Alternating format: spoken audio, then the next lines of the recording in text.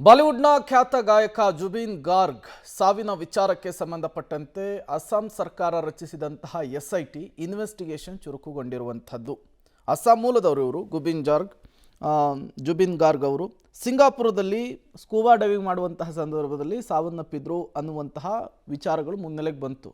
ಈಗ ಅಲ್ಲಿಯ ಮಾಧ್ಯಮಗಳು ಹೇಳುವ ವರದಿಯ ಪ್ರಕಾರ ಮುಳುಗಿ ಸಾವನ್ನಪ್ಪಿದ್ದಾರೆ, ಬಟ್ ಸ್ಕೂಬಾ ಡೈವಲ್ ಸಾವನ್ನಪ್ಪಿಲ್ಲ ಅನ್ನುವಂತಹ ವಿಚಾರಗಳನ್ನು ಪ್ರಸಾರ ಮಾಡ್ತಿದ್ದಾರೆ. ಬಟ್ ಇದೇ ವಿಚಾರಕ್ಕೆ ಸಂಬಂಧಪಟ್ಟಂತೆ ಈಗ ಎಸ್ಐಟಿ ಇನ್ವೆಸ್ಟಿಗೇಷನ್ ಚುರುಕುಗೊಂಡಿದೆ.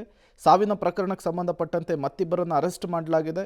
ಜುಬಿನ್ ಗಾರ್ಗ್ ಬ್ಯಾಂಡ್ನ ಶೇಖರ್ ಜ್ಯೋತಿ ಗೋಸ್ವಾಮಿ ಹಾಗೂ ಕೋ-ಸಿಂಗರ್ ಅಮೃತ ಪ್ರಭಾ ಮಹಾಂತ ಅವರನ್ನು ಎಸ್ಐಟಿ ಟೀಮ್ ಬಂಧಿಸಿದೆ.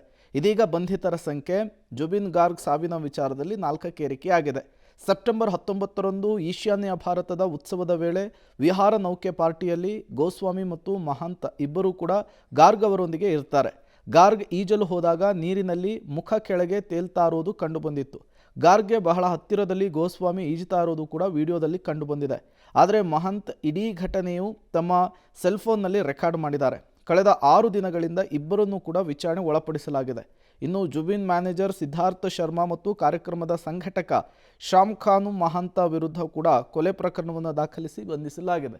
ನೋಡೋಣ ಎಸ್ಐಟಿ ತನಿಖೆಯ ಮೂಲಕ ಜುಬಿನ್ ಗಾರ್ಗ್ ಸಾವಿಗೆ ನಿಜವಾದ ಕಾರಣ ಏನು ಅನ್ನೋದು ಗೊತ್ತಾಗುತ್ತಾ ಅಂಥೇಳಿ.